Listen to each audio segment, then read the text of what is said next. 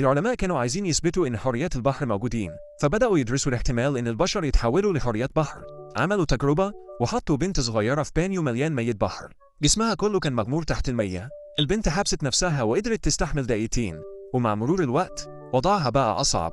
فجأة حصلت حركة مفاجئة منها، الكل افتكر إنها على وشك تغرق، لكن لدهشتهم البنت ما غرقتش. بالعكس، خياشيم بدأت تطلع من فمها وبقت تقدر تتنفس تحت المية. علشان يختبروا رد فعلها، عالم جريء طلع مسدس وضرب عليها نار. كل طلقة كانت متوجهة بدقة، لكن البنت كانت بتتفاداهم بسهولة. ولحد ما فرغ الخزنة، البنت ما حصلهاش أي أذى. العالم كان في حالة ذهول، وعمر المسدس تاني واستعد يضرب مرة كمان. لكن في اللحظة اللي وجه فيها عليه، البنت أطلقت صوت غضب.